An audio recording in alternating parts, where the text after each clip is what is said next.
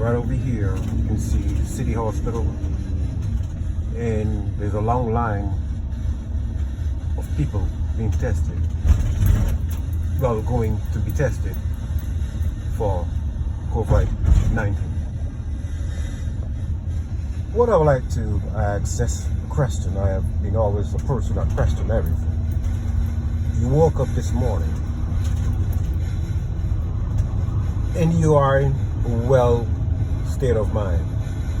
No pain, no mucus in the nose, in the body, no anything to make you believe that you are of what recommended to be said sick.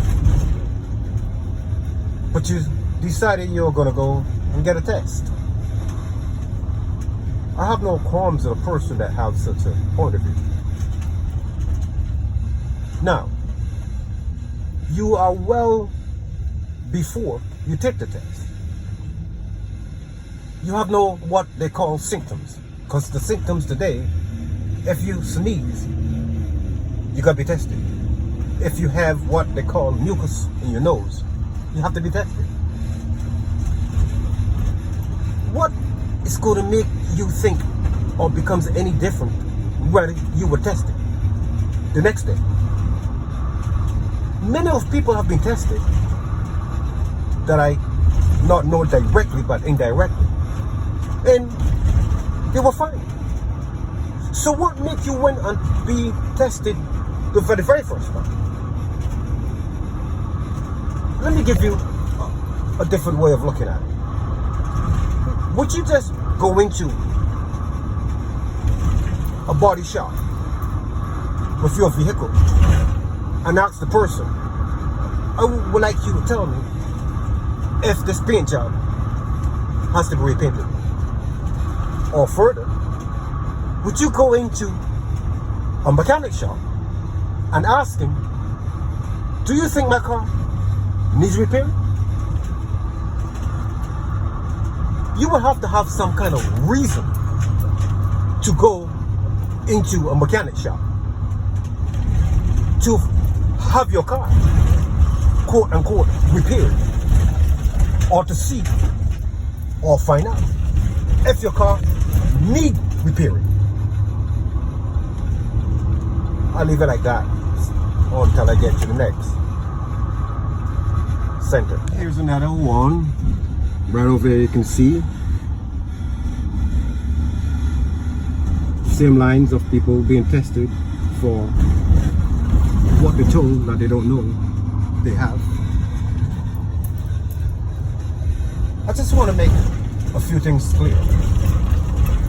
I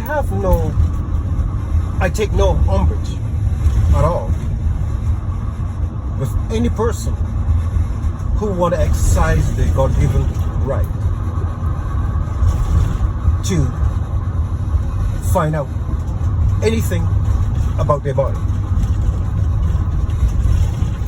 I have no problem even if a person decided that they want to go and get a colonoscopy. But I'm merely just trying to ask questions. Because I come from a school that we are taught to think about everything, exclude nothing. And when you begin to think and question everything, most people will say you become confused. But I don't think that's even close to what is true. When you question all things, as is written in the Bible, seek all things and hold to that which is true or what is good, and forsake that which is evil. So, in questioning things, you come to conclusions that is based on facts. Now, I'm a person who will very technical. I use tools on my day-to-day activities. I'm also a tailor, and I'm a human being just like you are. But the reason why I'm starting with such concepts is because as a tailor, I use something called a needle. And a needle has a point that is about 32nd of an inch. A 32nd of an inch. That is just the thickness of a human hair. And sometimes I accidentally prick myself with a needle. And instantaneously, less than a split second of a second, I'm aware, totally aware, because I have pain. A few years ago, I went on vacation, and I purchased lunch. It happened to be a steak or fish. And in 30 minutes after, my tongue started to spring a lot of water. And then my gut began to feel kind of queasy. And I knew instantly that I was food poisoning. And I was right. The poisoning lasted about 3 hours. After I regurgitated about 5 or 6 times, and the last of the fifth time was so much regurgitation that it deject everything that was in my system. And after that, I was back to normal. I lift a lot of weight sometimes, weight by moving things around in my day-to-day activities. And I know that usually when you're about to lift anything that has weight, it's always good to create a consciousness with your breathing. You see, if I lift something that over 50 pounds, it's got positive weight. And you exercise positive energy, lifting the weight. And as any person who practices martial arts or any discipline that involves body movements, they will say to you that a negative body exchange of air is always equivalent, is always the counteract of lifting anything heavy. That is called negative energy. In other words, if you're lifting 50 pounds off the ground, it's better to lift this 50 pounds when there's no air in the lungs. You will not cause a strain in the muscle and thereby fracture ligaments within the muscle, causing the muscle to react by releasing what is called lactic fluid. And that is what caused the sensation that would be pain. Many times while I'm lifting stuff and I'm not very aware at the moment of the weight, especially if I'm lifting something from the ground, I end up kind of like what you call spraining my muscle in the back. And let me just say this, but so you can comprehend what I'm saying. As soon as I lift this weight, I get a little inkling in the back, and I know, wow, I've just pulled what referred to as a muscle. So if in the next day to two, I'm going to pay for that. Unfortunately, since I'm aware of that, I can, at some point in time, stretch the muscle,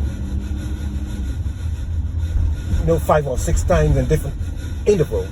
And what that will do is to alleviate the strain that was put on the tissue in the muscle, and thereby it may stop the lactic fluid, and usually the pain dissipates. Instead of taking 2 or 3 days, it starts subsiding within the same hour, but it may go on for like that 2 or 3 hours as it subsides and you get less and less and less pain. if you dare, then do a little more stretches in the back muscle. So these folks here has been placed in a position where, and most of us in these times, to believe that in order to know if they are affected by a virus, that first have to be seen under a microscope, magnified at least 10,000 times in order to be visible. The only way that they can know, they don't have the capacity, the feeling, the intelligence, or even the concept of just self-observation that is called biofeedback. You know, you eat something now and you get an allergic response, then you know, oh, what is this? Caused me to, my eyes to twinkle or my skin to feel as though it's itchy. That's called biofeedback. Bio stands for biology of the body, your body, and feedback means a message being related from the body itself. So they have to believe that the only way they can be sure that they have or don't have this virus is to be tested. Let me ask another question. If you woke up this morning and feeling fine and healthy and vibrant, and you go and are tested, and you have to wait 3 or 4 days, or maybe, I don't know if it's instantaneous, to find out, or not to find out, that you have what is called a virus. What happened yesterday, the day before, and the other days, when you had 0 symptoms? And what is the symptom that you have at the moment, 5 minutes before you are told, oh, you're positive?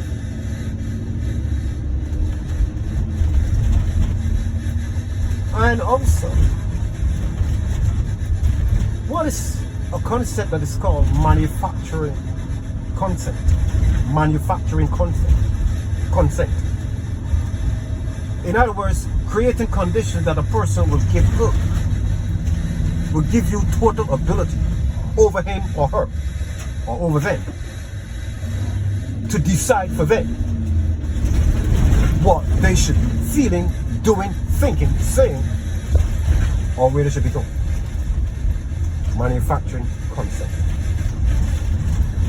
An artificial stimulation of the human psyche to make them impotent to the point that they may think, or stop thinking rather, or not think, because they value your whatever decision or suggestion that has been imposed on them by you. That sense of authority, that you know more about their body, that they inherit and indwells in every second of their existence. So they must give up the ability of self-awareness, self-recognition, simply by your feedback, and throw all of their confidence in an outside entity to tell them the way they feel. Like I said to you, I take no umbrage in this video. This is not to persuade you or dissuade you in any manner. I'm barely just asking questions. This is Elvis. You're watching the Elvis Marshall Report.